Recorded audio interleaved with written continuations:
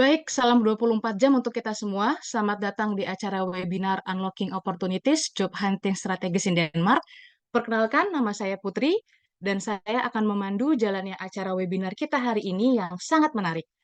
Kami sangat berterima kasih kepada Perhimpunan Pelajar Indonesia di Denmark, Indonesian Professional Association di Denmark, serta Kedutaan Besar Republik Indonesia di Copenhagen yang telah berkolaborasi untuk mewujudkan acara hari ini.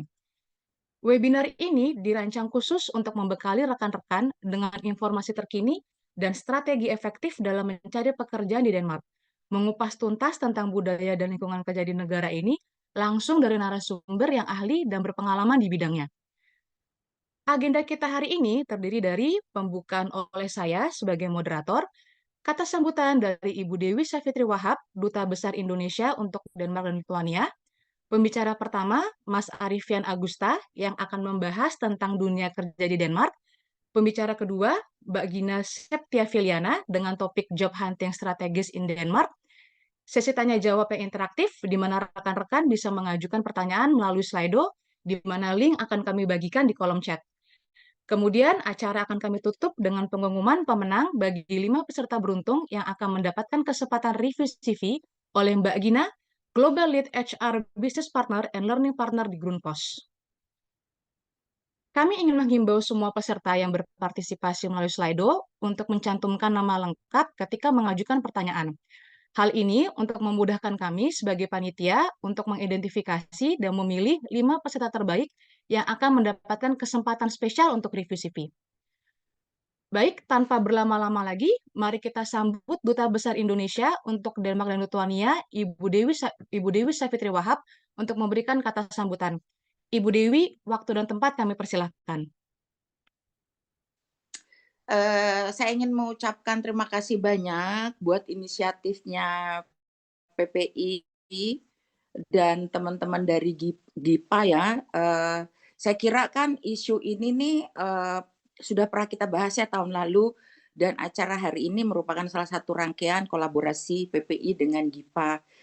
Dan saya sangat menyambut baik untuk akhirnya ada kegiatan yang bisa dikoordinasi antara PPI dan teman-teman profesional dari GIPA. Jadi saya ingin menyampaikan terima kasih sekali nih buat Mbak Gina dan Mas Arifianto ya, buat kesediaannya memandu teman-teman PPI yang sangat tertarik untuk bisa kerja di mencari peluang kerja di Denmark. Dan saya kira juga waktu itu kita pernah ada ketemuan dengan CEO Siman, dengan Mbak Putri dan teman-teman PPI, dengan Bian ya sebagai CEO dari Siman. Dia juga sangat mengapresiasi antusiasme teman-teman PPI. Saya kira ini merupakan suatu kolaborasi yang kalau kita thinking beyond out of the box, kita tuh bisa memanfaatkan kesempatan kita di Denmark dengan berbagai hal yang menguntungkan kita. Nah, saya sebagai dubes di sini tentunya dari awal saya ketemu dengan Mbak Gina, saya ingin sekali meningkatkan semakin banyaknya student yang belajar di Denmark, karena Denmark sebagai salah satu negara Nordik mempunyai banyak peluang yang bisa kita manfaatkan. Dan saya terima kasih juga dengan teman-teman PPI dan Mbak Gina yang telah meningkatkan jumlah PPI menjadi lebih banyak. Saya apresiasi sekali. Nah, salah satu untuk meningkatkan keinginan teman-teman di Indonesia, pemuda-pemudi Indonesia untuk bisa belajar di Denmark itu adalah juga peluang kerja yang bisa diberikan pada saat mereka sekolah di sini, atau peluang kerja yang nanti bisa dicari kemungkinannya setelah mereka selesai sekolah di sini. Ini tema yang pas sekali sesuai dengan judulnya. Jadi saya sangat melihat kesempatan ini nih baik juga untuk didiseminasikan kepada teman-teman bahwa kalau Anda sekolah di Denmark, banyak juga peluang-peluang yang bisa dilakukan untuk bisa bekerja dan sebagai batu loncatan untuk meniti karier selanjutnya. Nah, tentunya Mbak Gina dengan Mas Arief nanti bisa menjelaskan gimana sih mencari peluang-peluangnya, apa namanya tuh teknik-tekniknya untuk bisa mendapatkan pekerjaan di sini, bagaimana melihat peluang-peluang dengan melihat masyarakat Indonesia yang ada di sini yang kebetulan banyak kerja juga di Novo Nordisk, banyak juga kerja seperti Mbak Gina juga, seperti teman-teman yang lain. Saya lihat tuh banyak sekali ya diaspora kerja di sini. Nah, mungkin kita juga bisa membuat network sehingga memberikan peluang-peluang, misalnya kalau mereka ada proyek sesuatu yang berkaitan dengan studi Anda, teman-teman mahasiswa PPI yang bisa kebetulan mau bekerja atau mencari pengalaman, bagus sekali. Dan saya kira internship ini merupakan suatu peluang bagaimana untuk menerapkan ilmu yang Anda pelajari ke bidang pekerjaan yang konkret dan real. Jadi saya melihat trik-trik, teknik-teknik, kisi-kisi, cara-cara yang yang bisa diberikan oleh nanti dua pembicara, saya kira ini sangat penting untuk teman-teman PPI. Itu satu ya. Yang kedua adalah selain tadi saya sampaikan kan ya, peluang bekerja di sini akan banyak memberikan daya tarik bagi teman-teman untuk sekolah di sini karena subjek-subjek di sini itu kan sangat kita perlukan. Teman-teman udah tahu lah berkali-kali kan saya ngomong tuh ya. Misalnya environmental sustainable development, renewable energy, terus circular economy. Sekarang saya melihat juga maritim. Maritim tuh penting sekali ya buat kita. Kita kan berkali-kali saya bilang ya, kita itu sebetulnya geografi kita dengan Denmark itu sangat sama. Denmark negara kecil tapi dia konsist juga beberapa kepulauan, kita juga 17.000 kepulauan. Denmark itu maritimnya sangat maju. Kita lihat ya perusahaan Maersk. Tapi at the same time pembelajaran mengenai logistik supply demand, lalu mengenai human capital untuk pelayar atau orang-orang yang bekerja di port-port, itu kita tuh bisa belajar banyak loh dari Denmark. Selain itu adalah kesehatan. Kita tahu Novo Nordisk, beberapa, saya kira ada 7 atau 8 orang deh. Ada orang Indonesia yang bekerja di Novo Nordisk. Novo Nordisk itu kan kita juga punya pengalaman penting dan kita tuh menginginkan kerjasama karena dia kan diabetes ya. Dia itu menciptakan insulin. Jadi kita itu ingin juga bagaimana kalau ada peluang di sana, kita bisa teman-teman Indonesia itu ke PPI juga bisa kerja di sana. At my level, saya juga kalau ketemu dengan CEO-CEO asing yang ada perusahaan-perusahaan di sini, selalu saya menitipkan dua hal. Satu adalah kayak di Maersk atau di Novo Nordisk atau di tempatnya Mbak Gina tuh ya, saya selalu bilang, tolong saya titip Indonesia Nasional yang bekerja di perusahaan kamu. Di Eko juga ada beberapa teman-teman Indonesia. Saya selalu bilang pada CEO-nya, tolong saya titip teman-teman Indonesia yang bekerja untuk kamu. They are a good worker, tapi please make sure they have also an opportunity to meningkatkan kemampuan mereka. Kedua adalah peluang untuk internship. Jadi saya juga sudah membuka peluang-peluang bagi teman-teman PPI. Kalau mau internship di perusahaan-perusahaan sini, please be open mind. Saya sampaikan kepada CEO itu ya, beberapa CEO bahwa please berikan peluang-peluang internship bagi teman-teman PPI saya karena we have many students who would like to study. So, mempersingkat waktu, selamat sekali lagi atas inisiatif ini. Again, ini bukan merupakan ini merupakan satu proses. Jadi habis ini mudah-mudahan ada peluang-peluang yang bisa kita kelola selanjutnya. Dan kedua juga, let me know ya, kalau misalnya ada beberapa teman-teman yang tertarik untuk mencari internship di suatu tapi sulit mendapatkan akses, let me know. Karena saya sebagai dubes dan teman-teman saya diplomat-diplomat di KBRI siap melakukan membantu untuk memberikan peluang kepada teman-teman untuk mencari internship atau peluang kerja. Jadi demikian, Mbak Putri, terima kasih sekali buat dua pembicara. Terima kasih sekali waktunya. Saya tahu ini hari Minggu, tapi you spend time untuk membantu teman-teman PPI dan teman-teman PPI. Please nanti kalau ada waktu kita ketemu untuk melakukan tindak lanjut. Demikian. Assalamualaikum warahmatullahi wabarakatuh. Baik. Waalaikumsalam warahmatullahi wabarakatuh. Terima kasih banyak Ibu Dewi untuk atas sambutannya. Wah, ini teman-teman PPI kita di welcome lagi nih untuk ketemu sama Bu Dewi nih. Terima kasih banyak ya Bu atas dukungan dan kehadiran Ibu di webinar ini. Karena kehadiran Ibu bukan hanya menjadi sumber inspirasi bagi kami, tetapi juga meningkatkan semangat dan antusiasme kami untuk berpartisipasi secara aktif dalam setiap segmen acara hingga akhir. Terima kasih Bu Dewi. Thank you, Baik. Po. Thank you. Baik. Baik, sekarang kita akan beralih ke sesi yang ditunggu-tunggu, yaitu presentasi dari pembicara pertama kita. Saatnya kita menyimak pembahasan mengenai dunia kerja di Denmark yang akan disampaikan oleh Mas Arifian Agusta. Seperti kata pepatah, tak kenal maka tak sayang, oleh karena itu izinkan saya untuk membaca profil singkat narasumber kita yang pertama. Mas Arifian saat ini menjabat sebagai Senior Offshore Structural Engineer di DNV, perusahaan Norwegia yang bergerak di bidang manajemen risiko dan jaminan. Mas Arifian memiliki latar belakang pendidikan, S1 di bidang teknik kelautan, Institut Teknologi Bandung, S2 di bidang marine technology di Norwegian University of Science and Technology, S3 di bidang offshore structural integrity di Technical University of Denmark atau DTU. Nah, sebelum saya lanjutkan, saya ingin mengingatkan kembali ke para peserta, jika rekan-rekan memiliki pertanyaan yang ingin diajukan kepada pembicara kita hari ini, jangan ragu untuk memanfaatkan platform Slido. Rekan-rekan bisa mengaksesnya dengan mudah, bisa cek di link, atau link Slido kami telah kami sediakan di kolom chat. Kami juga ingin menghimbau kepada semua peserta untuk mencantumkan nama lengkap ketika mengajukan pertanyaan. Hal ini untuk memudahkan kami mengidentifikasi dan memilih 5 peserta terbaik yang akan mendapatkan kesempatan special review, CV.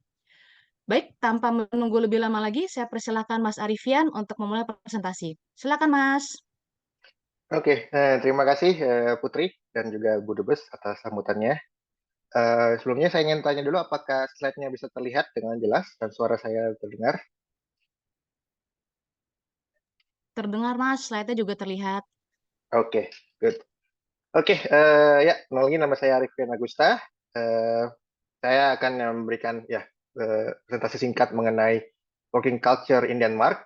Tentunya ini dari perspektif saya sebagai orang Indonesia yang kerja di Denmark selama lebih dari 8 tahun lah kira-kira sekarang dan 10 tahun di Skandinavia.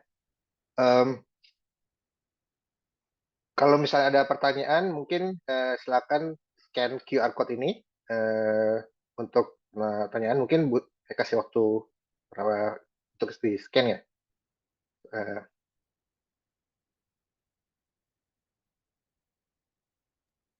Linknya juga sudah kami share kok, Mas, di Oke, chat. oke. Lanjut saja ya nanti ya. Oke.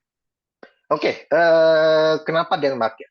Jadi ketika saya memutuskan untuk bukan cuma dia maksudnya Skandinavia, waktu dulu saya S2, ada 4 hal yang saya pertimbangkan. Pertama adalah masalah finansial, masalah family life, dan ketiga masalah working culture yang akan kita bahas lebih detail hari ini, dan juga sistem di negara Denmark itu sendiri.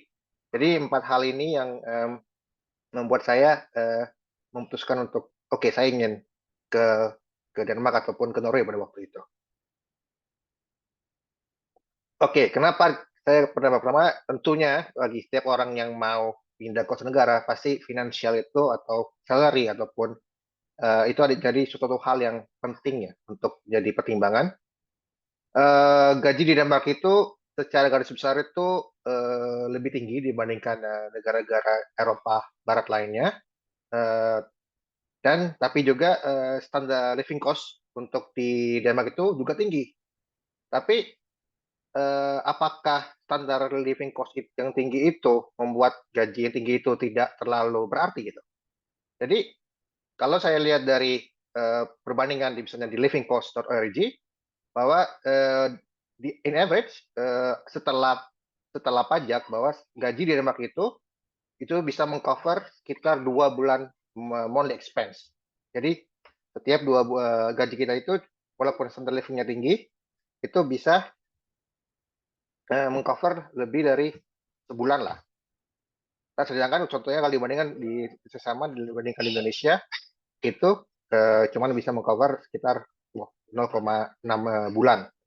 Jadi walaupun salary living cost di Denmark itu tinggi, tapi salary-nya yang tinggi juga itu marginnya lumayan besar untuk saving ya. Kalau saya sebenarnya bukan masalah gaji, tapi kalau saya waktu mau pindah Denmark itu masalah margin antara setelah living cost dan salary-nya gitu. Terus typical salary per month itu untuk engineer, untuk fresh graduate yang S2 di Denmark itu recommend salary sekitar 45.600 diskon per bulan, sekitar 90 juta rupiah. Itu untuk fresh graduate ya. Setelah pajak mungkin sekitar 23.000 gitu, 25.000 atau sekitar 50 juta. Kalau di finance itu average sekitar 57.000 dari source yang saya punya. Dan kalau IT itu sangat beragam, bisa dari 50.000 diskon per bulan sampai 80.000 diskon. Nanti saya akan ada beberapa contoh yang saya dapatkan. Contohnya, kalau misalnya kita bicara di negara barat gitu, misalnya kerja di tempat seperti McDonald itu biasanya itu tempat yang paling rendah ya. Maksudnya itu, tapi apakah itu suatu hal yang rendah di Denmark gitu? Contohnya kalau misalnya di US itu banyak orang bilang kalau kerja di McDonald itu adalah kerja yang paling nggak disukain. Tapi kalau di Denmark itu rata-rata gajinya itu sekitar 24.000 sebulan. Nah, itu setelah pajak itu sekitar 13.000 dan diskon gitu sebulan. Dan setiap pekerja misalnya di McDonald Denmark itu punya 6 minggu libur tahun. Mereka punya pension plan yang dibayarkan oleh McDonald sendiri. Kalau overtime ataupun misalnya mereka kerja di hari libur atau ketika malam hari, itu mereka per hour-nya, per jamnya itu mereka itu lebih tinggi daripada normalnya. Dan ini yang mungkin yang paling penting itu adalah setiap employee McDonald itu mereka punya hak untuk maternity leave yang itu bisa sampai 1 tahun. Jadi walaupun kerja di fast food restoran kayak McDonald itu mereka bisa libur 6 minggu dan juga bisa maternity leave. Dan tentunya mereka di Denmark itu free education, jadi kalau misalnya punya anak maka anaknya bisa sekolah gratis dari SD sampai S3 dan juga healthcare di sini atau kesehatan itu ditanggung sama negara. Contoh lainnya itu yang perusahaan yang lagi kalau bisa dibilang itu Novo Nordisk itu adalah perusahaan paling besar di Eropa ya sekarang berdasarkan revenue kalau nggak salah. Jadi the biggest company in Europe, Novo Nordisk, dan ini salah satu contoh dan ada beberapa engineer-nya yang share salary slip mereka tentang berapa sih gaji yang didapatkan oleh orang yang kerja di Novo Nordisk. Contohnya ini adalah dia adalah seorang lead engineer di bidang IT, 17 tahun experience dengan 5 tahun di Novo Nordisk. Gaji grossnya sekitar 76.000 dan diskon kita 150 juta per bulan. Dan kalau misalnya bisa dilihat ini adalah netnya. Jadi netnya itu setelah ada potong pajak dan pensiun itu sekitar 40.000 dan diskon atau sekitar 80 juta. Itu untuk seorang lead engineer IT di Novo Nordisk. Yang kedua, kalau misalnya contoh yang lainnya adalah kalau misalnya kerja di Big Four Consulting yaitu PwC, EY, Deloitte atau KPMG, ini payslip yang saya dapatkan itu adalah kalau di seorang senior consultant yang punya 5 experience, dan itu kalau bisa lihat ini itu sangat recent ya, itu bulan lalu ini payslipnya, itu gajinya sekitar 56.000, 5 year experience, atau 110 juta, dan netnya adalah sekitar 33.000 atau sekitar 70 juta sebulan. Dan itu untuk only 5 year experience di Big Four. Terus itu finansial. Yang kedua itu yang bagi pendengar saya selain finansial adalah family life. Di Denmark itu kebanyakan perusahaan, apalagi perusahaan internasional, itu kebanyakan mempunyai flexible working time. Dan ini jauh sebelum COVID. Setahu saya sebelum COVID itu pun itu sangat fleksibel biasanya perusahaan-perusahaan di Denmark, dan mereka setelah COVID malah makin terstruktur, fleksibel. Jadi harus bisa biasanya 3 hari ke kantor dan 2 hari di rumah. Tapi setidaknya di perusahaan saya sekarang itu nggak ada yang ngontrol apakah atau itu tergantung dengan trust-nya. Untuk kalau misalnya kita emang butuh ke kantor, akan diomongin dengan manajernya. Terus yang kedua, 5 week of vacation atau 5 minggu vacation itu mandatory by law in Denmark. Dan biasanya semua perusahaan itu atau majority itu nambah 1 minggu lagi, jadi total 6 minggu, 6 minggu libur selama setahun. Yang terakhir, yang ketiga itu kalau misalnya punya anak dan kalau misalnya anaknya sakit, itu biasanya punya separate child sickness leave. Itu artinya itu nggak akan motong dari libur yang 6 minggu ini. Jadi itu berbeda dan itu membuat kita lebih lebih enak ya, karena kita tidak harus mengorbankan cuti kita untuk kalau untuk misalnya anaknya lagi sakit. Terus habis itu ya punya anak di Denmark juga terbantu karena untuk PAUD pendidikan anak usia dini itu tersubsidi. Jadi tergantung dengan penghasilan orang tuanya itu bisa sampai gratis untuk PAUD-nya. Dan untuk dari sekolah SD sampai dengan S3 itu gratis. Dan bahkan kalau misalnya untuk anak yang besar di Denmark itu bisa dapat state support atau bantuan uang selama menempuh pendidikan. Dan tentunya yang terakhir itu setiap anak di Denmark itu mendapatkan sekitar 1.500 Danish krone sebulan untuk hidupnya. Jadi kalau kita punya 2 anak, maka kita dapat 3.000 Danish krone sebulan untuk kebutuhan anaknya. Jadi family di Denmark itu sangat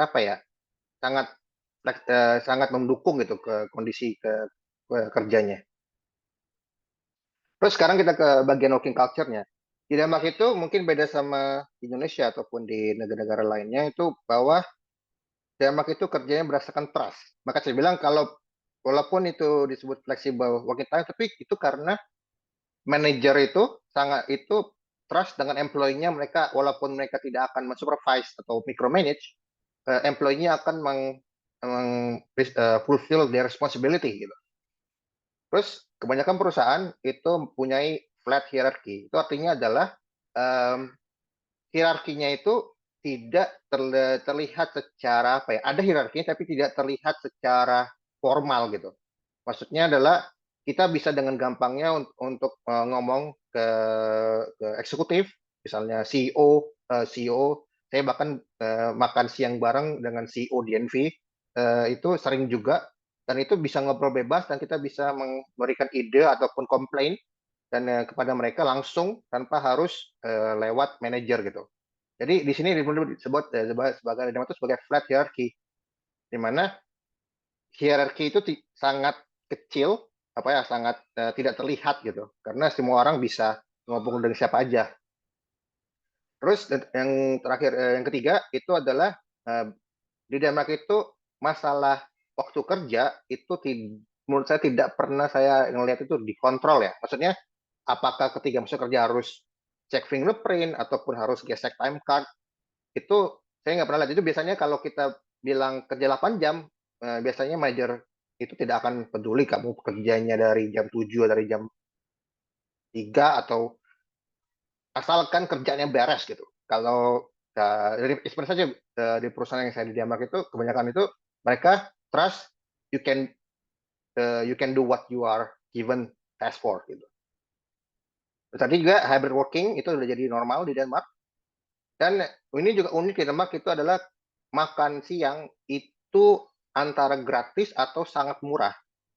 Itu juga mungkin yang jadi sesuatu yang yang membedakan itu, karena kalau contohnya ketika saya kerja di Denmark itu biasanya makan siang itu jadi benefit utama. Jadi Karena kalau misalnya kita ingin ke kantor itu biasanya ya udah kalau kita ada makan siang gratis dan enak gitu, itu membuat orang itu menjadi semangat untuk ke kantor gitu. Jadi walaupun kita nggak harus ke kantor, jadi mau ke kantor karena daripada masak makan siang, mending ya ke kantor dan makan siang di kantor gitu. Dan yang terakhir itu bahwa di Denmark itu company itu kebanyakan fokus untuk gimana caranya supaya employee itu happy dengan karirnya. Jadi banyak sekali dialog mengenai gimana tentang career development dan training. Terus yang terakhir itu adalah sistem Denmark sendiri. Denmark itu adalah negara maju dengan standard living yang tinggi. Dan Denmark itu adalah welfare state, itu adalah di mana negara memberikan banyak sekali benefit tergantung dengan kondisi ekonomi keluarganya. Jadi ada banyak tunjangan anak, ada dapat tunjangan rumah, dan itu diberikan kepada oleh negara kepada semua orang di Denmark. Tidak hanya warga negara Denmark ya, termasuk juga foreigner atau pekerja dari luar Denmark yang bekerja di Denmark. Jadi itu tetap bisa dapat tunjangan dari negara. Terus beberapa poin yang membuat saya juga tertarik dengan Denmark itu bahwa Denmark itu adalah menurut Corruption Perception Index adalah negara paling tidak korup sedunia. Itu peringkatnya nomor 1. Dibanding sama Indonesia yang peringkatnya 115. Yang kedua itu ada namanya indeks namanya Intergeneration Income Mobility, di mana studinya 50% sampai 60% anak di Denmark itu mempunyai gaji lebih tinggi daripada orang tuanya. Dan yang ketiga bahwa walaupun Denmark itu adalah negara yang menjamin kebebasan beragama, jadi tidak ada diskriminasi di bidang agama yang secara struktural di sini. Terus apa yang spesial dengan Denmark itu kalau misalnya bicara dengan kultur di Denmark itu tidak akan jauh dari namanya hukum jante. Itu adalah sebenarnya bukan hukum ya, itu lebih ke ini dari sebuah buku yang dibuat oleh Danish Norwegian author. Intinya adalah ada 10 hukum di Denmark, yaitu do not think you are anything special, do not think you are as good as we are, do not think you are smarter than we are. Yang intinya adalah in Denmark you should not think you are better than anybody. So makanya di sini tuh walaupun kamu posisinya manajer ataupun posisinya CEO, itu di Denmark itu menghargai orang lain itu sangat penting. Dan makanya dari sana muncullah flat hierarchy ini. Jadi posisi secara jabatan itu di Denmark itu tidak terlalu dilihat ya, karena tadi karena ada hukum jante ini yang bisa dibilang yang latar belakangi pemikiran atau social life di Denmark. Ya, untuk pekerjaan yang lagi in demand Denmark itu banyak sekali dan bisa dilihat di situs newindenmark.dk. Ada yang disebut positive list. Itu ada 2 kategori untuk skilled worker ataupun untuk orang yang higher education. Tapi menurut saya itu hampir semuanya ada ya. Menurut saya dari sosial sampai dengan science itu semuanya Denmark itu lagi butuh banyak orang, apalagi di bidang healthcare, nurse. Tapi secara praktek saya lihat untuk science dan IT itu lebih gampang dapat kerjanya karena mereka lebih gampang ilmunya ditransfer dari luar Denmark ya, karena ya matematika dan coding itu walaupun di luar Denmark sama aja gitu. Karena kan kalau sosial itu lebih challenging buat untuk misalnya jadi dokter, apalagi itu medical tuh lumayan susah, tapi it's not impossible.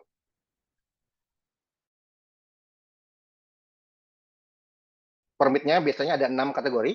Itu ada di fast track, pay limit scheme, positive list yang saya barusan bahas, researcher atau PhD ataupun guest researcher. Untuk secara generalnya adalah untuk gaji itu minimum 32.750 kron per bulan. Jadi ya nggak bisa ke Denmark kalau misalnya mau jadi kerja di McDonald gitu. Cuman kalau misalnya kerjanya di, tapi ini banyak kalau untuk science ataupun IT itu pasti di atas inilah istilahnya. Kalau untuk fresh graduate aja itu minimal 45.000, jadi udah pasti lewat untuk minimum salary. Dan duration untuk permit itu maksimal 4 tahun, kecuali kalau berubah menjadi permanent residence. Untuk keluarga yang ikut itu juga mereka punya unconditional work permit. Jadi kalau misalnya nanti suami atau istri ikut ke Denmark, mereka bisa kerja di Denmark tanpa ada batasan. Gitu. Dan ini juga ada poin, di Denmark itu ada special tax scheme, ya seperti bilang kalau pajak di Denmark itu sangat tinggi dibandingkan negara lain. Untuk orang di luar Denmark yang datang ke Denmark pertama kali ya, jadi ini tidak berlaku untuk orang yang udah kuliah di Denmark ataupun udah tinggal di Denmark sebelumnya. Itu di Denmark itu mereka ngasih scheme di mana kalau pajak itu cuma 27% instead of 36-40% untuk the first 7 years. Itu hanya untuk researcher itu di atas PhD ya. Jadi untuk postdoc, profesor itu mereka bisa apply untuk tax scheme ini. Atau kalau bukan researcher atau postdoc, mereka bisa apply kalau misalnya nggak punya gaji yang tinggi banget, yaitu minimal 75.000 Danish krone per month. Kalau misalnya kayak contoh saya tadi itu mungkin kalau misalnya kerja jadi lead engineer di Novo Nordisk misalnya, itu bisa untuk apply scheme ini. Dan itu juga untuk ada beberapa organisasi yang mendukung untuk foreigner yang ingin atau foreigner yang sedang beradaptasi dengan kehidupan di Denmark. Ada di Denmark atau di Copenhagen itu namanya International House, di mana mereka menyediakan berbagai macam agenda untuk mengurusin permit ataupun mengenai karir development. Di Denmark itu uniknya adalah hampir semua pekerja di Denmark itu bergabung di serikat kerja, dan itu serikat kerja di Denmark itu sangat kuat ya. Mungkin beda sama di Amerika Serikat, mungkin di Nordic country, Sweden, Norway ataupun Denmark itu serikat kerja itu sangat kuat, dan gaji itu biasanya bukan kita sendiri bukan kita yang menegosiasi, tapi juga biasanya itu dinegosiasikan oleh serikat kerja. Terus yang ketiga, karena kalau udah sampai ke Denmark itu pasti berurusan pajak, dan pajak itu di Denmark itu bisa sangat complicated.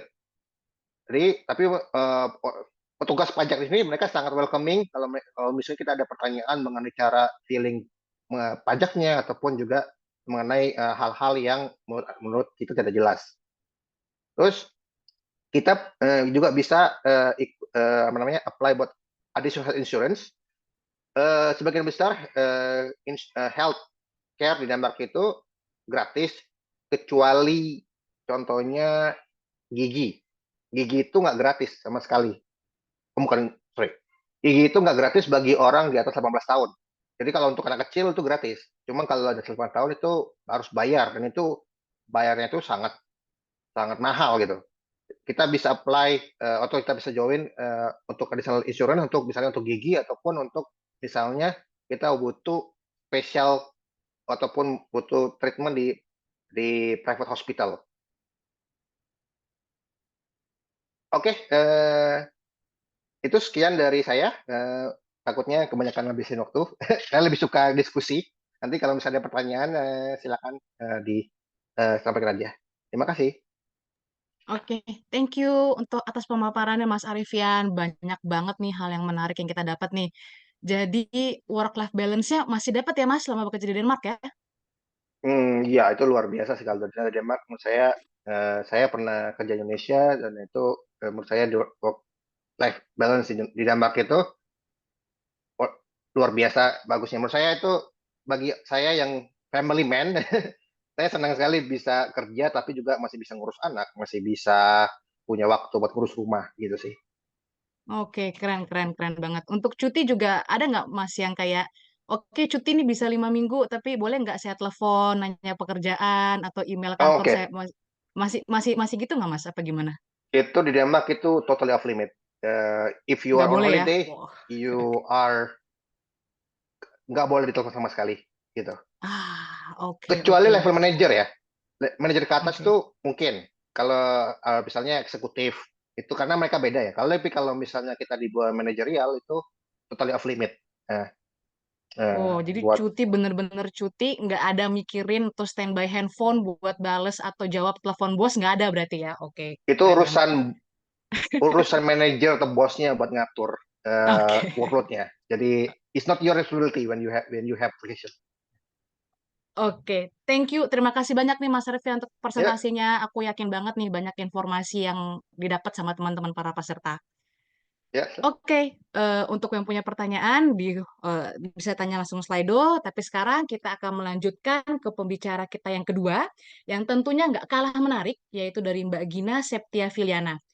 Mbak Gina saat ini menjabat sebagai Global Lead HR Business Partner and Learning Partner di Grundfos, produsen pompa terbesar di dunia yang berbasis di Denmark. Mbak Gina memiliki latar belakang pendidikan, S1 di bidang ekonomi di Universitas Bakri, S2 bidang strategi, organization and leadership di Aarhus University, Denmark, ada executive education di Stanford University Graduate School of Business. Nah, sebelum saya melanjutkan, saya ingin mengingatkan kembali ke semua peserta, jika rekan-rekan memiliki pertanyaan yang ingin diajukan, silahkan langsung diajukan pertanyaan di platform Slido. Rekan-rekan bisa mengaksesnya dengan mudah, yaitu klik link yang telah kami sediakan di kolom chat. Jangan lupa untuk mencantumkan nama lengkap ketika mengajukan pertanyaan. Ingat, 5 pertanyaan terbaik akan mendapatkan kesempatan spesial untuk review CV oleh Mbak Gina. Nah, pasti banyak di antara kita yang udah penasaran dan pengen tahu tentang cara sukses mendapatkan pekerjaan impian di Denmark. Nah, ini saatnya kita mendapatkan insight tersebut dari Mbak Gina nih. Jadi, Mbak Gina, kita saat menantikan pemaparannya, kami persilahkan untuk memulai presentasinya. Oke, terima kasih Putri. Aku akan coba untuk langsung share ya. Mudah-mudahan bisa langsung tershare. There you go. Harusnya udah bisa ngeliat semua ya, gitu. Halo semuanya, nama aku Gina. Sekarang bekerja di Grundfos. Ini masuk tahun ke-10 di Denmark. Jadi udah agak sedikit lumayan lama, kayak baru kemarin datang. Dan posisi saya di Grundfos sebagai HR Business Partner dan juga merangkap sebagai Learning Partner. Jadi sebenarnya ada dua posisi yang kita pegang dua-duanya karena it's also part of development gitu.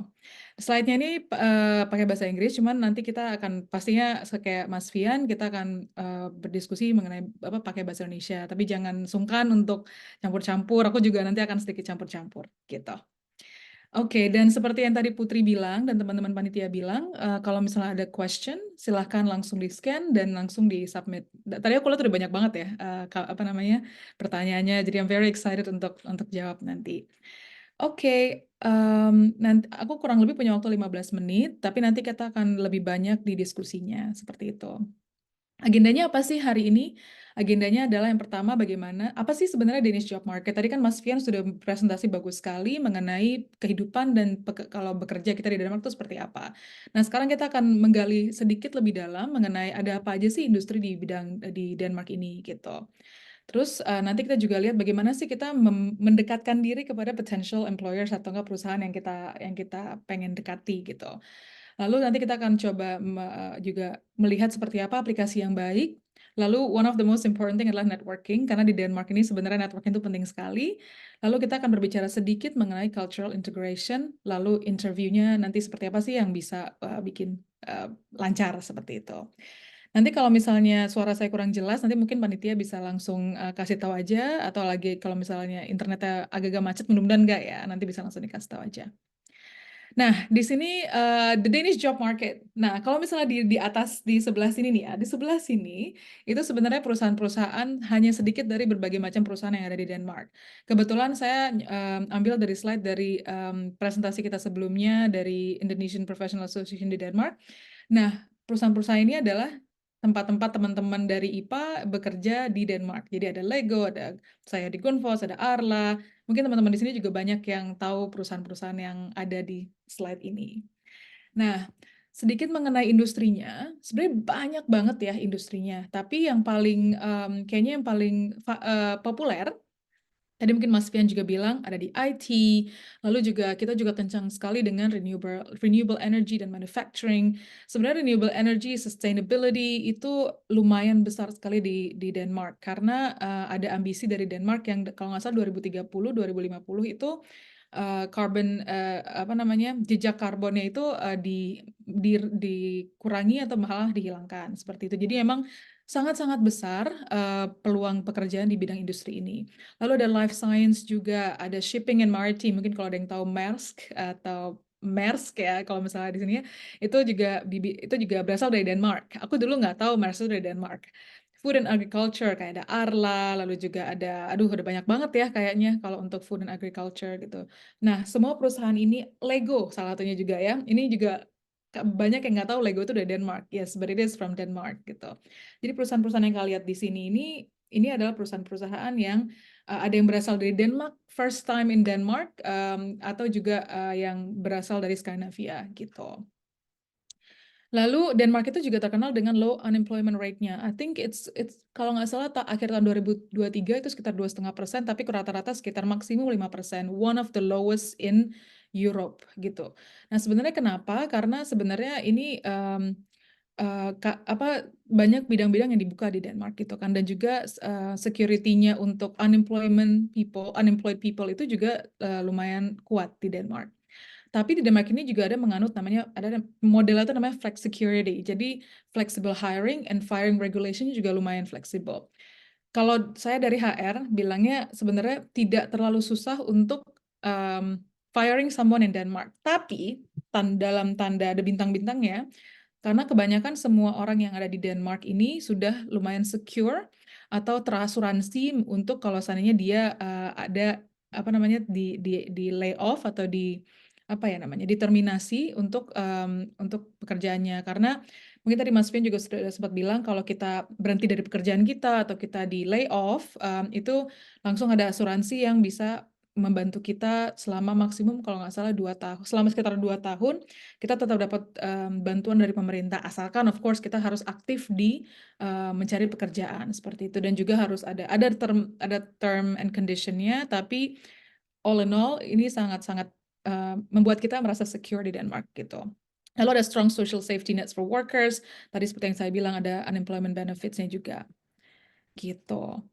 Lalu work-life balance, aku nggak perlu touch a lot of things ya, tadi Mas Fian juga sudah bilang, it's one of the thing, itu salah satu alasan di mana saya mau stay di Denmark, padahal tadi kan sebenarnya bisa aja pulang ke Indonesia ya, setelah lulus, tapi akhirnya akhirnya saya memutuskan untuk bekerja di Denmark, karena saya merasakan sekali perbedaan dari work-life balance di Denmark. Apalagi sekarang saya punya anak kecil, umur 4,5 tahun, suami saya juga orang Indonesia, bekerja di sini juga, ini privilege untuk bisa merasakan work-life balance di sini, kan nggak punya nannies juga ya, nggak punya ART juga, jadi ini benar-benar membantu sekali. Dan networking culture, we're gonna talk a little bit about networking culture nanti di presentasi di slide selanjutnya. Okay, so ini sebenarnya pertanyaan yang banyak ditanyakan tadi kali ya, researching potential employers. Nah, ada banyak cara. Yang pertama, company website. Mungkin kalau di mana-mana ya, di semua negara, termasuk di Indonesia juga lumayan lazim ya, kalau company website kita searching. Tapi kebanyakan yang saya lihat perbedaan dari orang-orang di sini, di Denmark, dan juga teman-teman kita yang orang Indonesia mencari kerja di Denmark, inilah agak sedikit kurang, karena biasanya kita kalau boleh jujur kita biasanya apply aja, yang penting gue dapat kerjaan gitu kan. Nah ini sebenarnya bukan strategi yang bagus. Strategi yang bagus adalah kamu harus tahu perusahaan mana yang kamu mau daftar atau mau apply, lalu kamu benar-benar do your homework. Do your homework, ini perusahaan apa sih sebenarnya? Ini perusahaan, kalau di Indonesia kan kadang-kadang suka, gue mau apply nih ke semua perusahaan, yang penting gue keterima. That is actually waste of time, waste of resource juga. Jadi make sure that you know, make sure that kamu tahu perusahaan apa yang kamu apply dan apa produknya, apa sih competitive advantage dari perusahaan tersebut, dan apply directly to the company gitu. Ada sih kita kalau misalnya mungkin teman-teman di sini ada yang posisinya udah eksekutif gitu ya, atau biasanya juga biasanya kita ada rekrutmen eksekutif. Tapi kalau misalnya kayak seperti kita semua, mungkin kebanyakan dari kita di sini, kita langsung apply ke perusahaannya, bukan dengan bawa CV ke perusahaannya, tapi dengan apply ke berbagai macam platform. Nanti kita juga akan bahas di sini. LinkedIn company profile. Denmark itu sangat-sangat aktif di LinkedIn.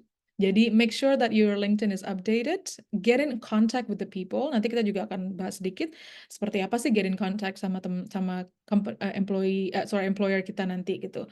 Make sure you follow the page karena perusahaan-perusahaan Denmark ini sangat aktif, mereka akan terus update mengenai job opportunities atau misalnya ada job opportunities gitu ya.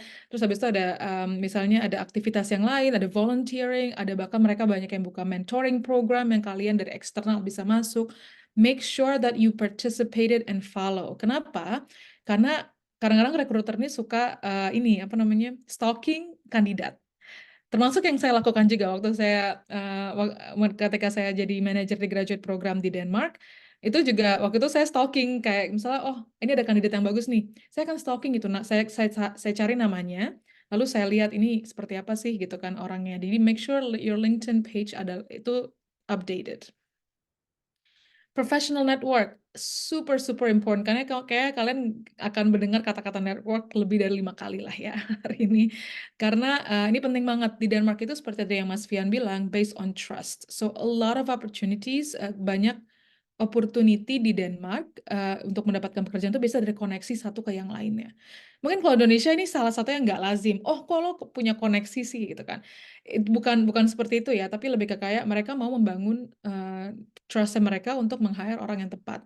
Kadang-kadang yang di-hire itu bukan orang yang paling pintar, tapi orang yang paling cocok dan paling fit with the company culture dan cocok dengan timnya mereka gitu. Jadi kebetulan kan saya jadi mentor juga di Aarhus University dengan beberapa student di master dan juga bachelor. Ada salah satu mahasiswa yang kemarin saya bilang, saya nggak tahu lagi nih, saya udah dapat ratusan rejection gitu kan. Oke, aku bilang gitu kan. Lalu kamu udah tahu belum kamu mau apply company mana? Aku mau apply di mana aja. Nah, itu tadi kan waste of resource lagi. Jadi kamu udah connect belum? Kamu udah kontak ada orang mungkin di LinkedIn belum? Belum. Ya, it's gonna be one of the CV yang bakal dilihat tapi nggak bakal stand out. What make sure that you stand out, kalian stand out di crowd yang job applicants-nya, then connect. Make sure that you call, you send an email and so on like that. We're gonna touch upon it a little bit nanti setelah ini. Nah, ini mungkin teman-teman yang students terutama sangat-sangat tertarik ya. Short term project, first internship. Kalau aku boleh jujur, it's not that hard to get internship di Denmark. Kenapa? Karena kebanyakan internship itu tidak dibayar, right? Tapi kamu semua kayak transport segala macam itu pasti di reimburse. Ada juga yang paid internship ada, cuman kebanyakan perusahaan tuh suka banget nyari intern karena ya of course it develops people, tapi mereka juga suka nih mahasiswa-mahasiswa yang high motivation, terus juga gratis gitu kan. Agak-agak negatif ya, tapi enggak. Ini actually this is really good benefit for all of us, untuk kita semua karena ini cara untuk kita masuk ke perusahaan. Tadi ingat kan, tadi connection, orang dalam. Nah, kalau misalnya Indonesia judulnya orang dalam. Karena itu sebenarnya kalau kamu udah di dalam akan kemungkinan besar kamu untuk di-hire itu akan lebih besar. Sama seperti student job, thesis collaboration, and you have to start early. Jangan sampai kalian nunggu pas mau lulus baru mau apply. Aduh, jangan. Bisa, aku dulu apply-nya pas aku semester 3. Karena aku bener-bener ngotot, gue bisa tesis sambil internship, gue bisa. Walaupun sempat say no sama universitas gitu ya. Nggak bisa lalu ini. Aku bilang, I don't care, I can do it, kebetulan saya juga dulu beasiswa dari kampus, dari pemerintah Denmark. Mereka nggak yakin saya bisa lulus. Saya bilang, saya pasti bisa lulus. Dan itu terbukti gitu kan.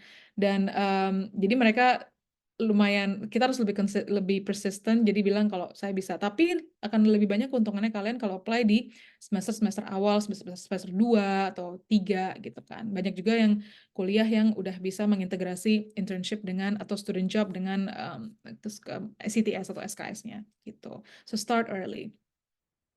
Crafting your application.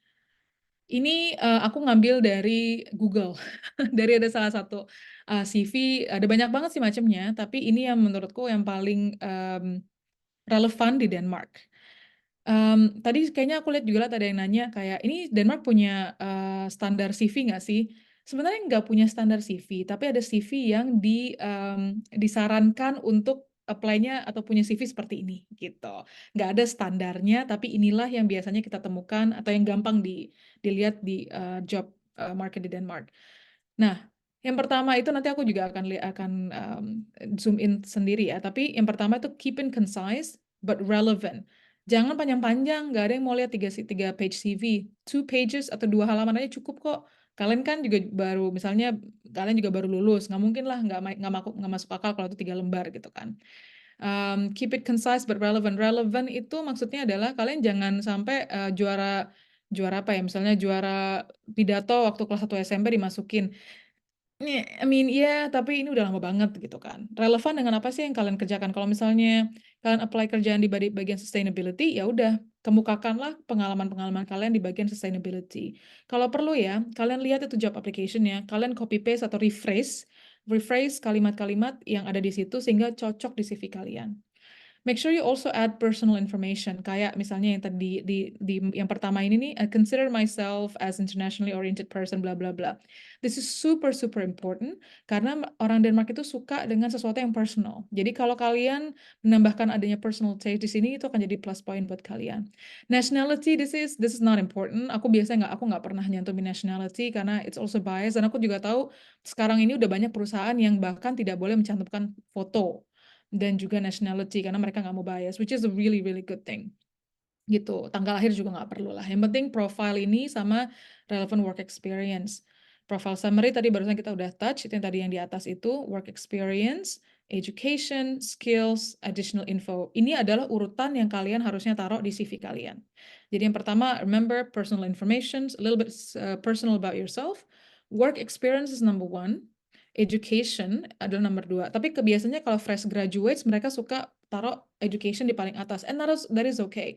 Tapi kalau kalian punya education, make sure that kalian, kalau mudah-mudahan IP-nya pada bagus ya, GPA-nya kalau ini langsung ditaruh aja. Tapi kalau kalian nggak pede dengan GPA kalian atau IPK kalian bisa taruh, misalnya aku dulu apply di bidang HR, aku taruh lah, karena sebenarnya kan jurusanku bukan HR, tapi aku taruh, aku ada ambil mata kuliah elektif di HR, tulisannya yaitu SHRM, aku dapat nilai itu 12 itu sama dengan A gitu kan. Itu aku taruh tuh, nggak mesti semua, tapi bagus-bagus aja.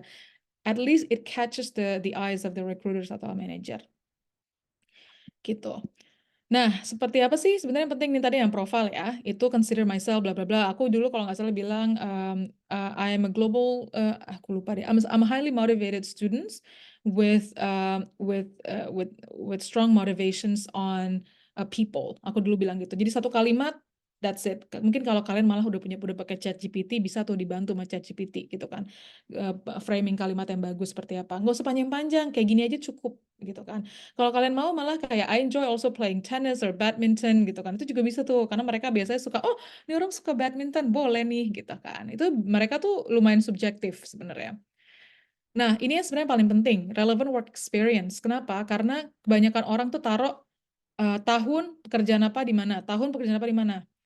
Enggak apa, it's again it's waste of space. Tapi kalau ini kalian bisa lihat kan 2012 gitu kan.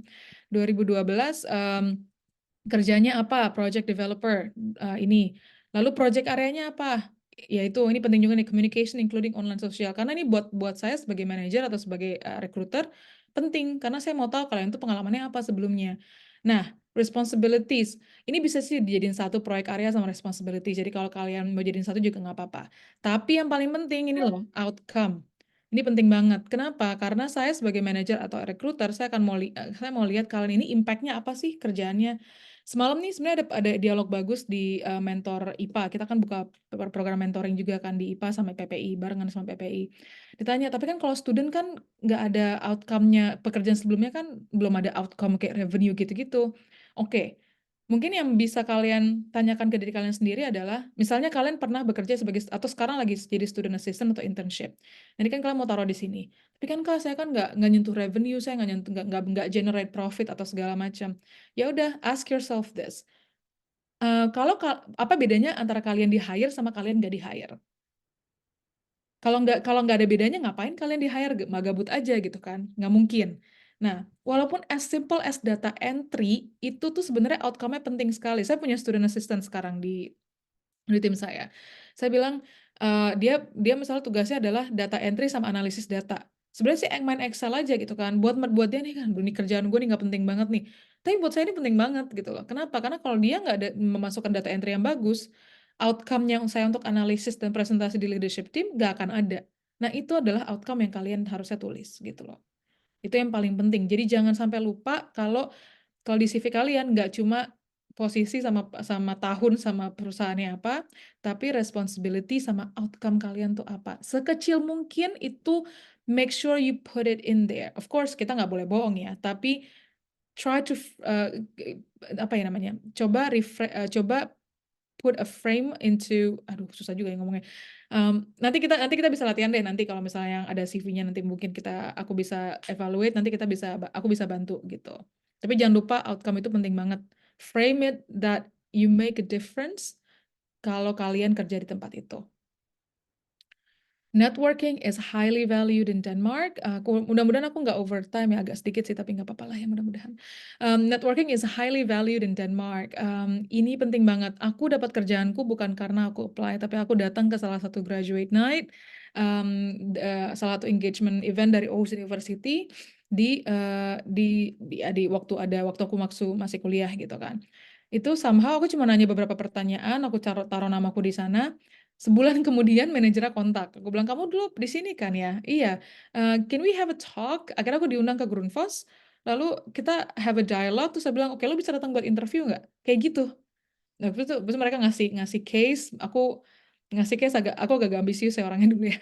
Jadi aku nggak dikasih case satu, aku ngasih mereka tiga solusi. Mereka kaget gitu kan. What are you doing? Kayak, well, I just have 3 ideas. I have actually 5 ideas. I narrow it down into 3, and I want you to choose as a consultant. I think that's the most important thing to do. Aku bilang gitu kan. Mereka kaget, akhirnya kayak siangnya aku langsung ditelepon, langsung di hire. Alhamdulillah saat itu gitu kan. Tapi oke, balik lagi ke networking itu penting banget karena they will remember you if you stand out in front of people. Dulu aku tuh nge-hire graduate, ada beberapa orang yang aku hire karena aku inget ini orang nanya pertanyaan. Of course there is no stupid questions, but there are better questions to ask. Nah, aku ingat orang-orang ini yang menanyakan pertanyaan-pertanyaan yang bagus gitu kan. Akhirnya aku malah sempat kok dia bilang I don't know if I'm gonna apply. I'm like, oh, you make sure you apply segala macam. Akhirnya dia sekarang kerja di Grundfos gitu. Tapi caranya itu ada 2, offline sama online. Offline-nya itu personal events. Be brave untuk datang ke orang itu, kayak aku bilang, aku cuma tanya aja, nggak ada niat maksud apa-apa. Tapi jangan tanya, aku mau cari kerjaan nih, kamu ada kerjaan nggak gitu.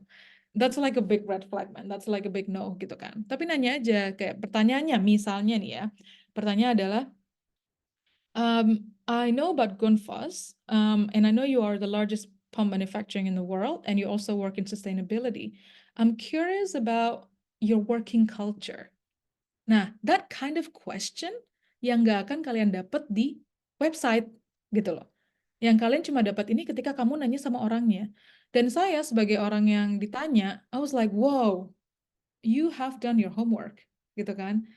Wah, ini gue bakal inget nih. Dan itu aku akan inget orang-orang yang nanya seperti itu, gitu kan. Tapi kalau orang-orang kemarin ada yang nanya, I'm just looking for a job. I was like, okay, apply for jobs. Itu agak-agak ilfeel gitu. Tapi ketika orang nanya pertanyaan seperti itu, nanya working culture, ada yang bahkan nanya mengenai, hey, I've seen Grundfos is doing water tap project in Ghana. Can you tell me a little bit about that?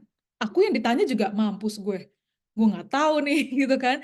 Tapi those kind of questions yang aku bener-bener wah gitu. Dan I will note down the people, dan ketika di apply, I would make sure that I know this person asking very good questions gitu.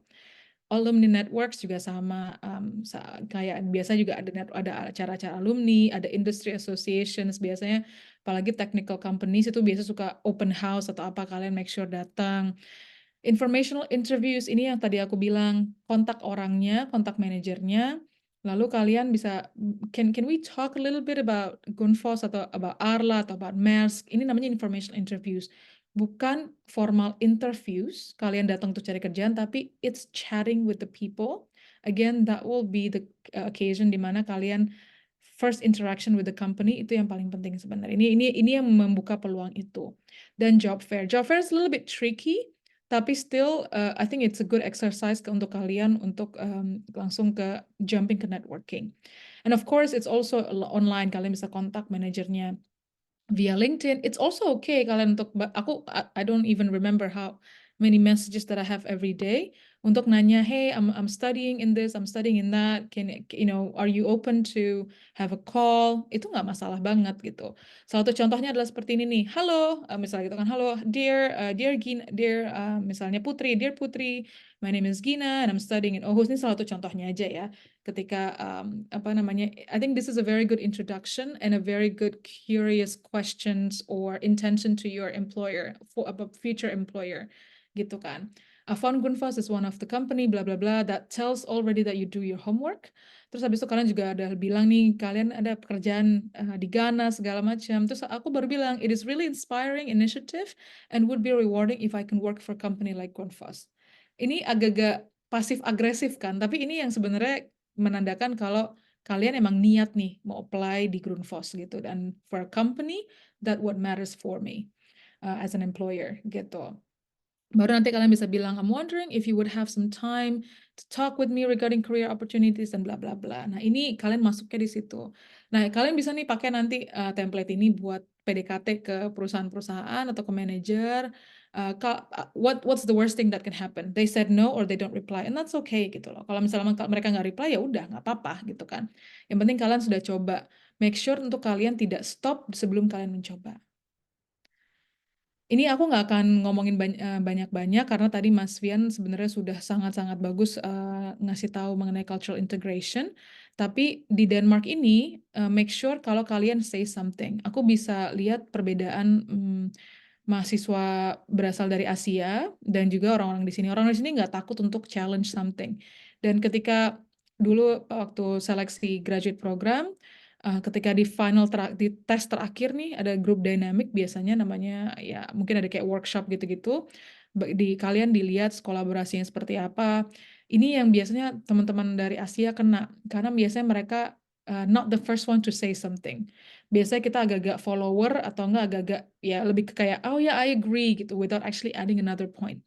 Nah di Denmark ini make sure kalian itu stay on top of the discussion, dan yang kita cari itu bukan solution atau yang kita tuh nggak nyari doer gitu, kita nggak nyari seseorang yang langsung kerja langsung bisa gue bisa menyelesaikan masalah nih, itu kita pinter gitu kan, tapi yang orang Denmark cari adalah can you initiate something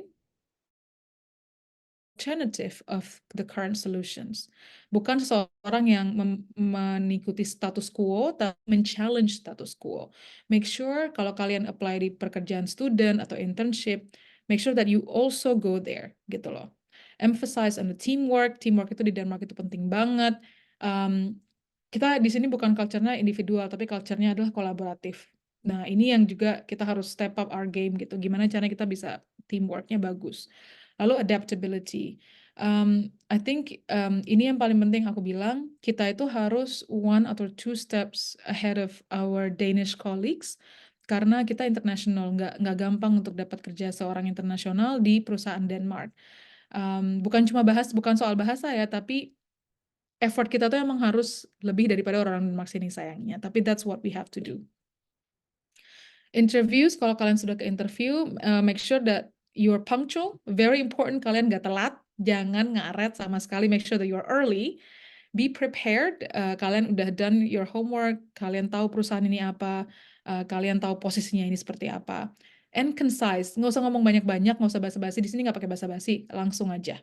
Focus on collaboration, tadi saya sudah bilang, prepare on behavior question, misalnya kalian akan ditanya, bagaimana kalau kamu dihadapkan dengan kondisi seperti ini, apa yang kamu lakukan? Itu pertanyaan-pertanyaannya banyak sekali ditanyakan. Jangan lupa kalian jangan takut untuk ask questions, karena itu penting banget. Penting sekali untuk bertanya ketika kalian dalam interview. Jangan sampai kayak, oh udah ya, oke sudah saya selesai, terima kasih. Tapi make sure kalian ini bertanya. Biasa mereka akan bilang, do you have any questions? This is actually your opportunity untuk stand out. Balik lagi, pertanyaannya itu jangan sampai pertanyaan yang udah ada di job ad atau di website. Tanyalah sesuatu yang nggak ada di mana-mana. gitu. Dan cultural fit.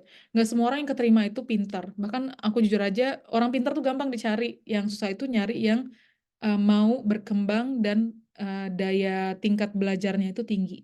Seperti itu. And that's it. Mohon maaf kalau agak extend waktunya, tapi mudah-mudahan kita nanti bisa diskusi lagi di Q&A-nya.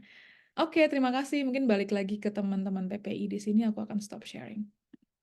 Oke, thank you Mbak Gina buat insight-nya. Wah, ini bener banget sih, banyak banget hint atau tips and trick buat teman-teman yang mau apply kerja di sini. Betul banget kayak CV tadi, misalnya kayak di Indonesia, untuk yang personal, kayak naruh hobi, itu nggak terlalu dipakai ya ketika kita bikin CV terus apply pekerja di Indonesia.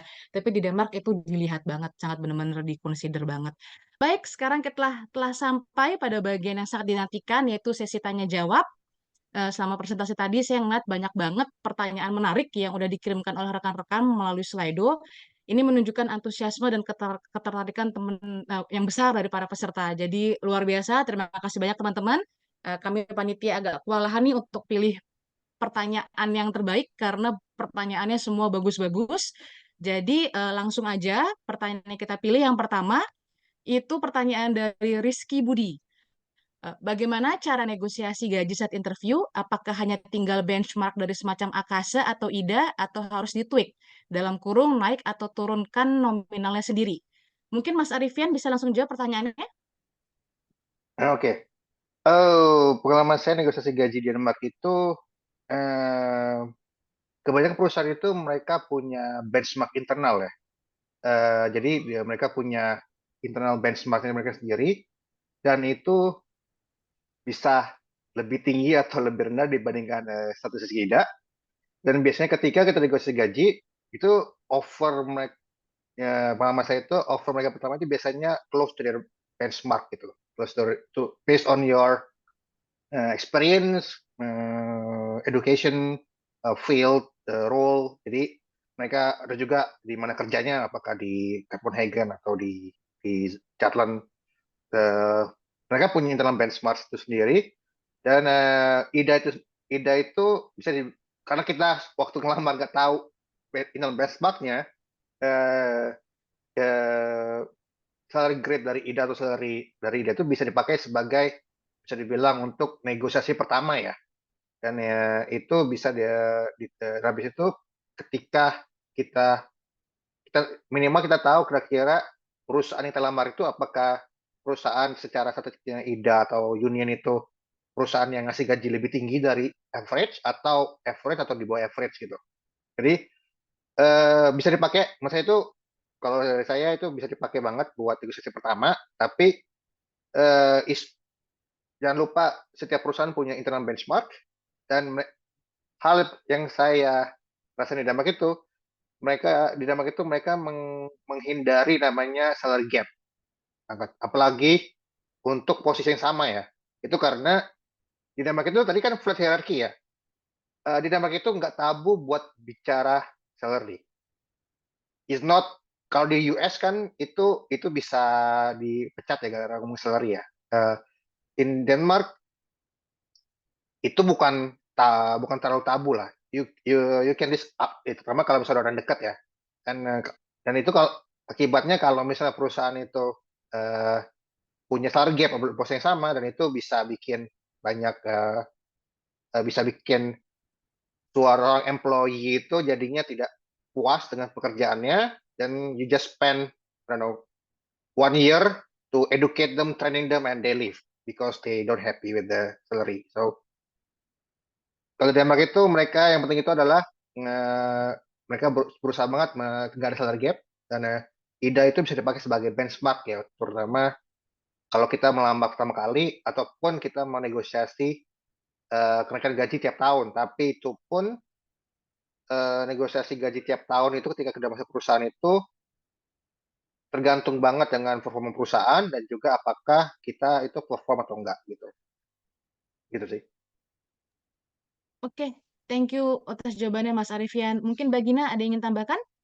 Sama sih sebenarnya sama Mas Fian, jawabannya sebenarnya sama. Cuman mungkin kalau mau lebih praktikal lagi, kalian bisa bilang seandainya mungkin yang kayak nanya ini yang udah bekerja sebelumnya ya gitu kan. Jadi mungkin kalian bisa bilang kalau mungkin kan ditanya apa nih salary ekspektasi kamu gitu kan. Kalau saya biasanya tekniknya bilangnya adalah currently my salary is within this range and this range. Jangan pernah ngasih jumlah tok-toknya gitu kan. Langsung ini range-nya segini dan range-nya segini. Terus bilang I trust that, let's say Arla misalnya gitu kan. I trust that Arla has valued their employees, so will propose a good salary for me. But currently my range is this, and I would not even I would ya. Coba bilangnya saya expect untuk untuk yang ditawarkan ke saya lebih kompetitif. Seperti itu. Jadi agak-agak diplomatis, tapi tetap kalian tidak memberikan semuanya, nggak kayak terserah kamu aja deh gitu kan, atau di sini gitu. Seperti itu. Oke, jadi gitu ya caranya kalau di Denmark ya untuk negosiasi gaji. Oke, untuk Rizky Budi mungkin ada komentar langsung, ada pertanyaan follow up mungkin? Mbak, mau nanya dong, possible nggak kalau nanya ke HRD-nya pas interview, what's your budget for this position gitu? Itu hal Jangan yang wajar nggak? jangan nanya budget. Nggak boleh ya? Mungkin Mas Fian mungkin punya caranya yang bagus kali. Tapi kalau aku enggak, kita jangan nanya balik. Menurutku kita harus stand firm, bilang kalau my expectation is this and this. Kalau kalian belum pernah kerja sebelumnya, nggak apa-apa, bilang aja standarnya yang saya tahu untuk gaji saya adalah sekian. Tapi jangan nanya balik ke mereka. Itu ya nggak sih Mas Fian? Coba deh mungkin Mas Fian punya jawabannya. Saya setuju. Menurut saya tuh kalau misalnya perusahaan itu lagi hiring itu di Denmark ya itu mereka itu budget itu agak fleksibel ya. Maksudnya kalau mereka dapat kandidat yang bagus banget, they are willing to pay higher gitu. Tapi emang ada limitnya, ada limitnya. Tapi menurut saya it's not important for yang mau ngelamar kerja gitu budgetnya. Kalau misalnya bagi perusahaannya itu salary requirement atau salary demand dari kita terlalu nggak masuk akal ya, mereka bakal udah lewat aja gitu. So it's not your concern the budget is. Jadi Exactly, not your concern. Betul. Oke, thank you jawabannya Mbak Gina, Mas Rifian. Mudah-mudahan bisa menjawab pertanyaannya ya, Icis ya. Oke, lanjut kita pertanyaan kedua. Itu ada dari Caroline Manik. Apakah hal ini berpengaruh dalam penerimaan shock atau culture clash in an international team in Denmark? And how did you handle it? Thank you. Mungkin ke Mas Fian kayaknya ya tadi pas pertanyaannya. Iya. Oke. Culture shock di Denmark itu kalau saya kerja sekarang di Denvi dan dulu di Ramboll dan dulu sebelum Ramboll saya PhD, tiga-tiganya adalah international environment. Menurut saya di Denmark itu ketika kerja itu mereka sangat profesional. When you are in international team, avoid talking private stuff. Maksudnya hal-hal yang private, try to avoid kecuali kalau kalian kenal banget sama orangnya ya. But your manager doesn't need to know if your wife or your husband you have a fight or you have certain view on politics. You keep it to yourself. Keep it professional. And then karena kita tim internasional ya, jadi you don't know what the other thing about very sensitive subject. So keep it work related when you are working, and then make sure that you try to listen, dengerin orang lain, jangan terlalu mendominasi. Jadi give chance to other to have their opinions and then try to listen gitu. Jangan kita maksain harus pendapat kita sendiri yang didengerin, ataupun malah kebalikannya kita nggak ada pendapat gitu. That's also very bad gitu. Di Denmark itu kalau dalam meeting itu kita akan dipandang aneh kalau kita nggak nanya sama sekali gitu. That's maksudnya pertanyaan adalah mungkin dari manajernya, kamu tuh dengerin tuh nggak sih selama meetingnya? Kecuali itu hal-hal yang manajernya tahu kalau kita udah ngerti ya, ataupun udah dibahas di luar meeting itu ya. But if it's totally new and if you don't have opinion, apalagi kalau itu hal-hal yang sangat substantif gitu, itu menjadi hal-hal yang aneh bagi manajer atau tim membernya kalian gitu. Kalian itu tahu nggak sih, kalau misalnya tanya gini, kalau kalian nggak ada pendapat, apakah kalian ngerti sebenarnya apa yang dibahas, ataupun kalian itu benar-benar kayak nggak peduli gitu dengan apa yang dibahas gitu. So you need to have opinion. Dan itu mungkin culture yang beda di tempat lain ya. First you need to have opinion, good opinion ya. Jangan kalau bisa opinionnya yang konstruktif, bukan cuman yang kritisi gitu. Walaupun emang perlu dikritisi, do it with the right way.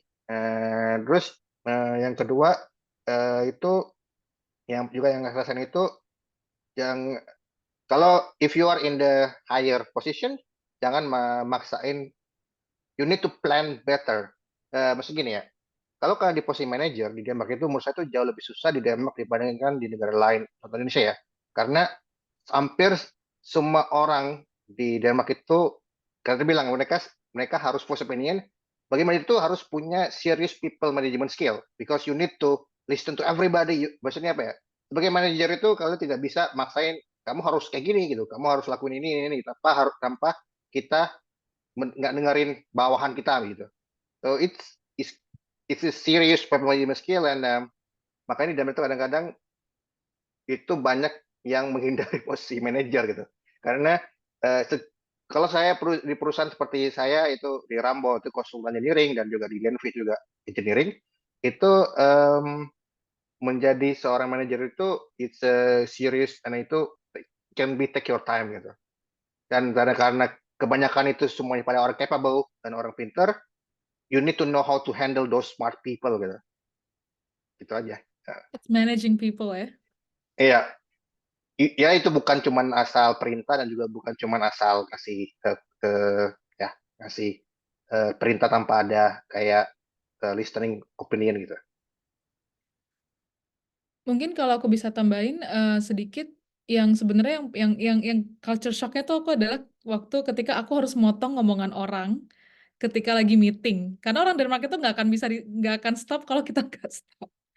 Itu lumayan culture shock, karena kita kan di Indonesia agak sopan ya gitu kan. Nah di sini enggak. Nah di situ aku lumayan belajar tuh gimana caranya ketika dia udah kelamaan ngomong, terus dia agak ngambil napas, aku langsung masuk di situ. Itu kayak itu yang culture shocknya dulu awal-awal, tapi sekarang alhamdulillah sudah bisa. Mungkin Caroline kalau ada pertanyaan lanjutannya. Yes, follow up questionnya, aku setuju jawaban tentang bagaimana memposisikan diri dalam tim. Tapi follow up questionnya itu lebih ke how do you deal with providing feedback and receiving feedback. Karena kan kalau di international team, let's say kita punya manager originally from the States atau dia punya French root, dan mereka itu memberikan feedback juga sangat berbeda gitu. Nah dari pengalaman Mbak Gina dan Mas Arfian, gimana ya? Ada nggak pengalaman bahwa sebagai orang Indonesia, let's say bahwa punya pengalaman bekerja di Denmark, yes, tapi kan kita punya juga root culture yang sedikit berbeda di international team. Ada nggak kira-kira pengalamannya? Terima kasih. Kebetulan ini aku ngetrain orang untuk giving and receiving feedback. Jadi mungkin nanti Caroline kita bisa ketemu langsung ya di Aarhus ya, terus ngobrol bareng. Yes. That would be great. Tapi basically memang betul, kebetulan timku tuh saya satu-satunya orang yang lokasi di Denmark. Manajerku, bosku itu dan juga 3 tim lainnya itu di US, 1 di China, 1 di Australia, 1 di India. Tapi saya lokasi di Denmark, yang bisa kerja sama orang-orang di Denmark gitu kan ya. Lumayan menarik sih sebenarnya gitu. Tapi how to handle it, be open, be honest and open, and be pragmatic at the same time gitu. Nanti mungkin kita bisa ngobrol tangible, kata-katanya seperti apa sih, framingnya seperti apa gitu kan. Dan it's okay to say no, it's okay to say that this is not a good way, I don't think this is a good way for you to give me feedback, or kita juga harus bisa open dengan ada orang yang ngasih tau kita kayak gitu kan. Tapi yang aku take a little bit as an example adalah we have to be open and we have to be transparent as much as possible. Jangan sampai kita makan hati. Itu yang paling penting karena yourself comes first. Thank you Mbak Gina, Mas Arfian. Sama. Oke, thank you atas pertanyaannya, Caroline. Oke, next kita lanjut lagi ke pertanyaan yang ketiga ya. Ini ada dari Bella pertanyaannya, tapi langsung buat Mbak Gina nih. Mbak Gina, saya nggak ada background HR atau psikologi sama sekali, tetapi ingin terjun ke HR. Bisa beri saran bagaimana cara efektif untuk masuk ke HR? Terima kasih pertanyaannya. Saya juga bukan orang HR dan juga sorry, saya bukan orang yang punya background HR dan juga bukan punya background psikologi. Background saya kebetulan finance sama ekonomi. Dan kebetulan sekarang kerjanya di HR. Nah, waktu itu saya frame-nya adalah gini, I enjoy working with people, and I believe that my insights in economics and making business strategy will play important role in HR. Kayak gitu, framingnya seperti itu. Jadi nanti kamu kalau misalnya di CV kamu, It's okay, just put as usual pengalaman kamu seperti ini, tapi make sure in your profile and in your application you say that you have passion for people and you have done several things regarding to people development.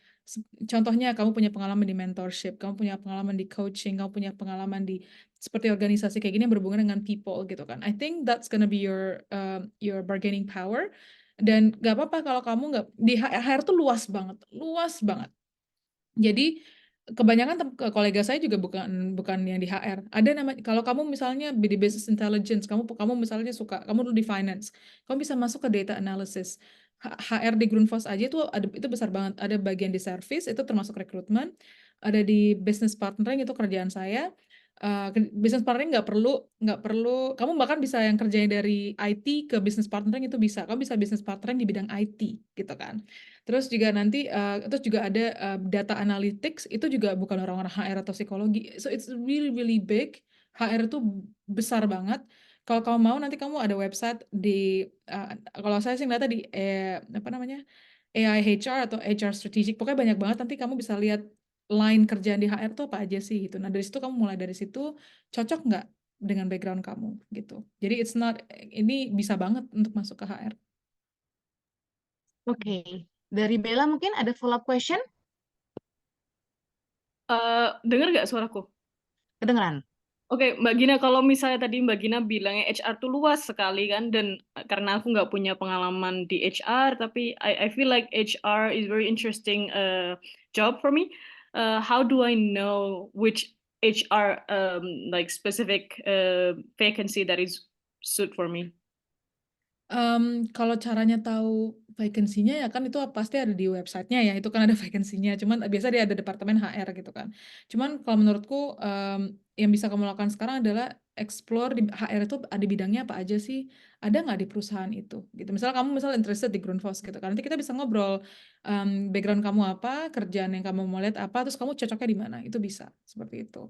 Dan aku bilang kan, di banyak kok di website yang HR itu, karir HR tuh apa aja sih, itu banyak banget. Terus kalau misalnya ya tadi pertanyaan lagi, kerjanya apa aplikasinya apa aja, itu cuma ada di website dan LinkedIn doang. I cannot help you with that one gitu. I see. Thank you banget Mbak Gina for the information and insights. Thank you buat pertanyaannya Bella.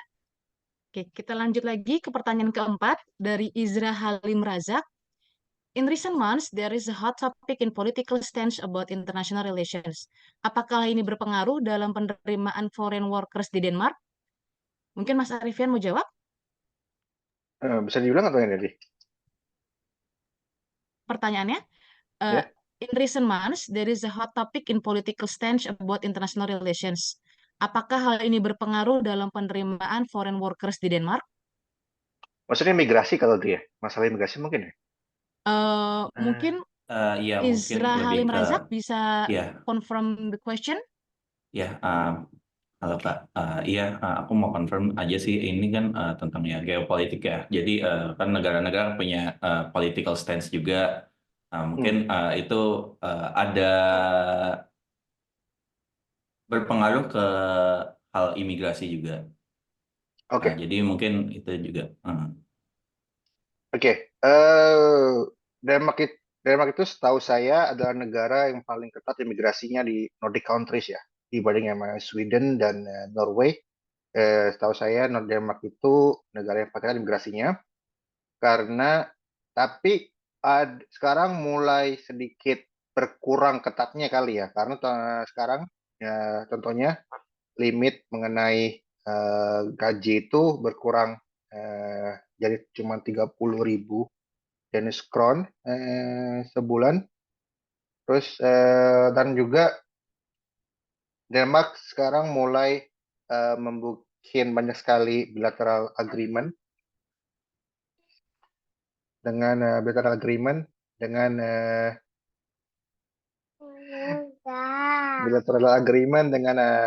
banyak negara, contohnya India ya.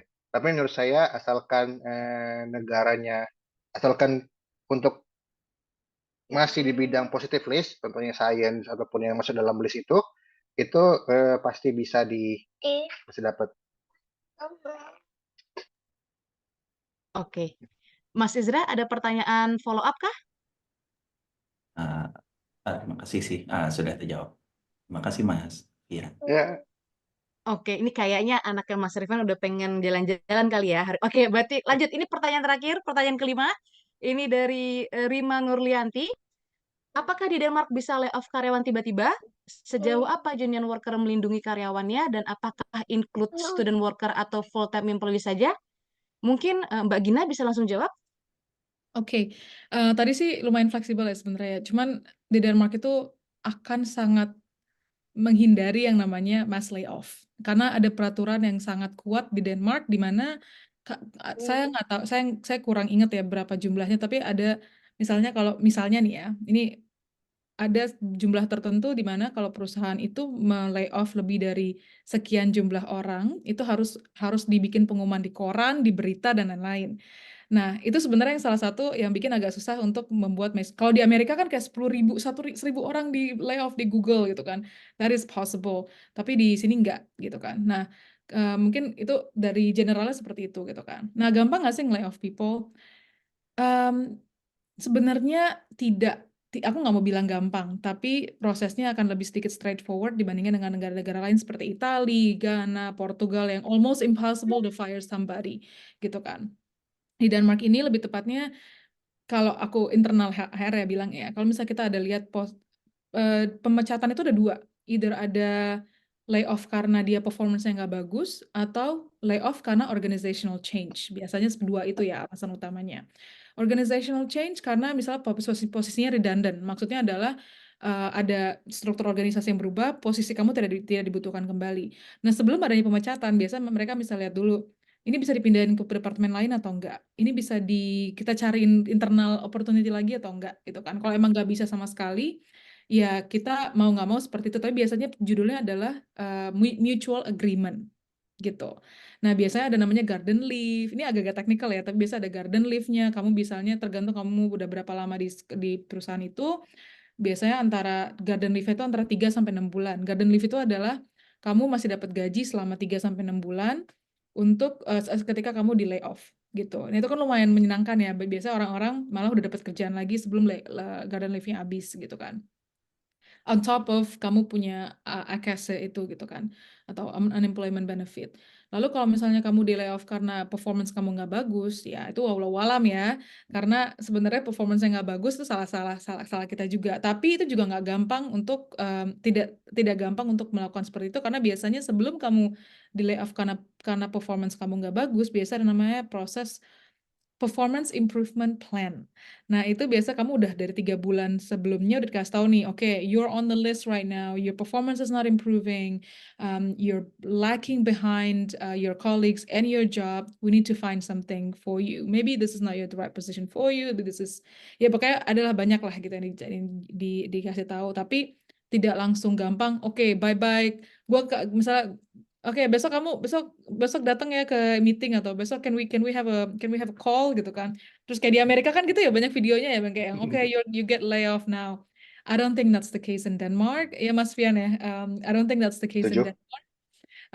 Jadi I think it's a little bit more proper dari yang kita lihat di internet. Mungkin Mas Fian bisa tambahin? Ya, yang pertama itu kalau mungkin karena mungkin tahu mengenai Denmark ya, mengenai AKASE ya. Setahu saya kita tidak akan dapat benefit dari AKASE kalau kita dipecat karena kita sendiri. Kalau kita performance itu setahu saya itu nggak bisa, kita nggak dapat benefit. Jadi ada syarat. Jadi karena AKASE itu mencegah di mana orang itu dipecat dan habis itu istilahnya liburan gratis selama 2 tahun gitu. But that's important. So you cannot get unemployment benefit if you get fired because of yourself gitu. Itu setahu saya ya, mungkin udah tidak berubah. Terus mengenai apakah kalau misalnya ada yang gini, kalau misalnya ada organizational change atau perubahan dari demand di market ya. Contohnya kalau di perusahaan saya dulu satu sekarang itu perubahan dari market dari awalnya dari oil and gas pindah ke renewable. Itu caranya bukan meng-mass layoff orang gitu. Yang ada itu dengan upskilling gitu. Jadi adalah now we are changing the direction. Now we will not invest in oil and gas anymore. Now we go to renewable.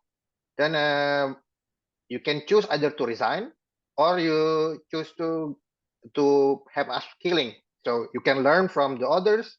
Bagaimana caranya melakukan analisis di bidang renewable, atau mungkin emang nggak tertarik renewable, mungkin kalau contohnya kayak saya di NV punya banyak divisi, apakah kamu mau pindah ke divisi lain atau mau pindah ke divisi yang kamu pengen gitu.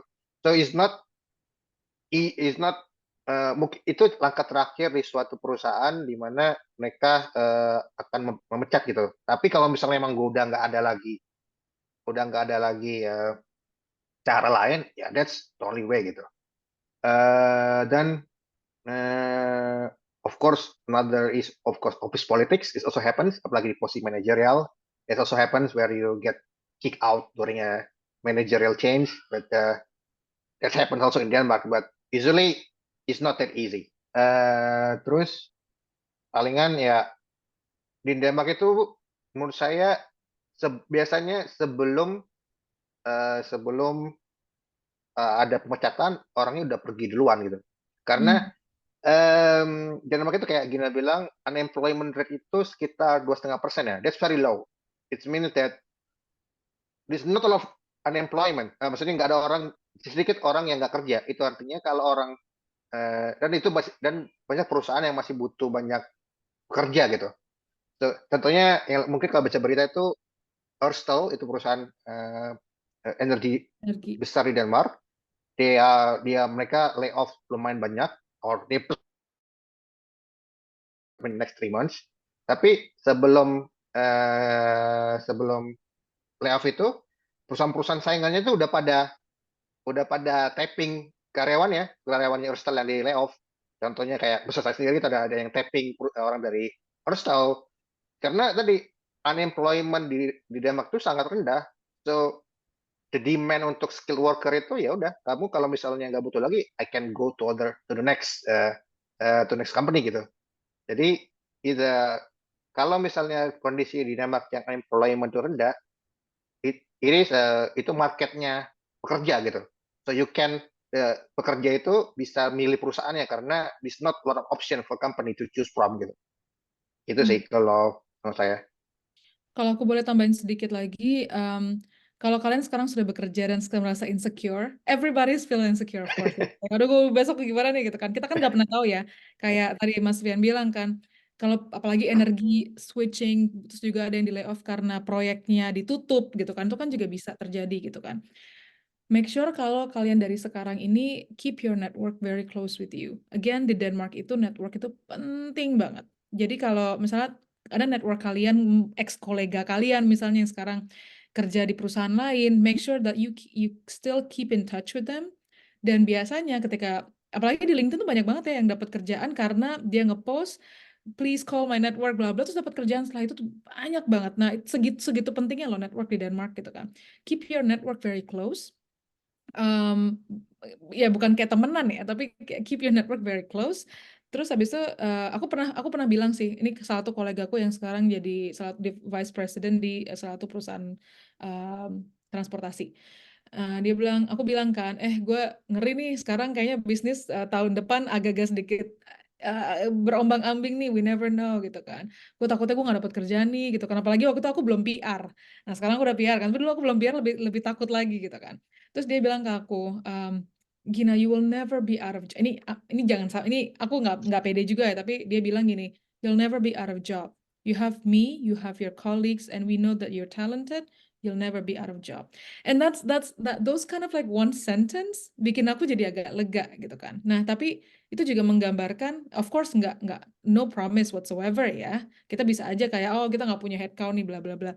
Tapi at least that's how it works. Kalau network kamu dekat, kamu punya relasi bagus dengan mereka, it's gonna be hitungan days or not even months ketika kamu dapat kerjaan baru lagi, gitu. Mau nambahin dikit kali, kalau kita pindah pekerjaan, make sure it's a good separation gitu lah. Yes. Nggak ada, saya meninggalkan perusahaan saya yang lama itu Rambol itu, I told them I'm happy, but it's just a good career choice or career option for me to move. But aku masih keep contact dengan manajerku yang lama, and then dan di Denmark itu is not strange. Saya dulu dia pindah ke perusahaan lain, balik lagi 6 bulan kemudian ke perusahaan yang lama gitu. Karena Banyak. that's okay gitu. Di Denmark, this really okay that you switching job gitu. Makanya is easy hiring but also easy firing. Terus itu juga bisa buat di karyawannya gitu. Karyawannya juga easy can go move to other companies and move back. It's okay. Kadang-kadang ya karena mungkin perusahaan lama, perusahaan baru itu tidak sehijau yang dibayangkan gitu. Akhirnya balik lagi. Banyak banget But itu. that's okay gitu. Itu sih. Bedanya sama ya pokoknya kalaupun kalian mesti pindah, make sure that it's good separation ya gitu. Oke, jadi tetap menjaga hubungan baik lah ya dengan Ya, perusahaan yang itu mutlak sebelumnya bagi gitu. saya. Because you never Oke, know, you need them. oke. Alright. Mungkin dari Rima ada follow up question ya? Ya, makasih Kak Gina dan Kak Arifin untuk jawabannya. Ada satu pertanyaan yang tadi itu, sebagai working student misalnya di Denmark, bisa nggak Kak? Karena kan kita misalnya bukan employee full time yang kayak gitu ya. Terus, oh iya kamu kita lagi kendala budget atau apa karena kamu working student, kamu udah nggak bisa kerja lagi misalnya minggu depan atau dalam waktu tempo yang sesingkat-singkatnya gitu. Itu gimana sebagai working student? Nggak pernah ada kasusnya ya, karena kan student itu again dibandingin sama itu it cost almost nothing lah untuk perusahaan gitu kan. Tapi aku nggak pernah ngeliat ada itu sih. Aku dulu part of organizational structure, tapi mereka akhirnya mindahin aku ke tempat lain gitu kan di Grundfos juga. So it's almost never, biasanya student assistant yang atau intern nih setelah selesai karena mereka sudah selesai kuliahnya gitu. Oh, oke. Oh, sama student unionnya itu melindungi union workernya melindungi student juga kah? Kalau setahu saya iya, but that's setahu saya union itu melindungi semua pekerja ya, juga bukan masalah ya itu pekerja itu enggak. Mereka mastiin ketika kalian dipecat itu karena apa, minimal mereka bakal ngasih pendampingan why you get fired, dan apakah kalian mendapatkan kompensasi yang selayaknya untuk seorang yang kena pecat. Misalnya kalau itu apakah tadi kayak bisa garden leave atau enggak golden handshake seperti itu, atau dan yang paling penting itu union itu setahu saya untuk contohnya IDA itu mereka bakal ngasih gratis membership, dan mereka juga ngasih career development atau career coaching, dan tergantung visanya saya nyaranin ikut AKASA ya buat student karena gratis dan kalian bisa dapat unemployment benefit setelah lulus. So, tapi itu tergantung banget sama visanya ya. Kalau misalnya kalian itu adalah bukan yang dependent, maksudnya apa ya? Kalau kalian punya suami atau istri yang kerja dan kalian sekolah, itu kalian bisa dapat AKASA. Tapi kalau kalian cuma sendiri, nggak bisa dapat AKASA sekarang. Gitu. Oke, ya makasih Kak Gina dan Kak Arifin buat jawabannya. Ya. Oke, terima kasih banyak Rima untuk pertanyaannya. Baik, tiba saatnya kita di penghujung acara. Jadi kita sum up dulu nih buat teman-teman yang mau kerja di Denmark. Yang pertama adalah kalau mau kerja di sini cari tahu dulu perusahaan yang mau kerja di bidang apa, kemudian sesuaikan dengan skill yang kita punya. Tentu tetap skill kita tetap harus kita level up ya, sesuaikan dengan kebutuhan industri di sini. Jangan random kirim atau sebar CV kemana-mana. It's not working in Denmark. Sesuaikan CV kita sesuai dengan standar di Denmark. Kemudian yang paling penting adalah untuk urus visa dan legalitasnya supaya kita bisa kerja dengan tenang dan dapat fasilitas atau benefit selama kita kerja di sini. Baik, terima kasih kepada pembicara kita, Mas Arifin dan Mbak Gina, atas insight dan sharing yang sangat berharga banget. Kami juga berterima kasih kepada Perhimpunan Pelajar Indonesia di Denmark, Indonesian Professional Association di Denmark, dan Kedutaan Besar Republik Indonesia di Copenhagen atas inisiatif dan kolaborasi dalam menyelenggarakan webinar ini. Tidak lupa terima kasih juga kepada semua peserta yang telah aktif berpartisipasi, terutama buat yang telah mengajukan pertanyaan melalui Slido, karena interaksi inilah yang bikin acara kita jadi lebih hidup lagi gitu. Sebagai pengingat kepada 5 peserta yang beruntung, yaitu Rizky Budi, Caroline Manik, Bella, Izra Halim Razak, dan Rima Nurlianti. Kalian mendapatkan kesempatan untuk direview CV-nya oleh Mbak Gina, Jadi tolong kirim CV-nya ke email ppdenmark@gmail.com atau bisa juga nanti kontak kami ke sosial media kami PP Denmark ya. Oh iya, buat rekan-rekan yang ingin dapat update terbaru seputar acara kami selanjutnya, yuk follow Instagram dan LinkedIn PP Denmark. Akhir kata, semoga apa yang kita bagikan dan diskusikan hari ini dapat memberikan manfaat dan membuka lebih banyak peluang bagi kita semua. Selamat mengejar impian dan sampai jumpa di kesempatan berikutnya. Salam 24 jam.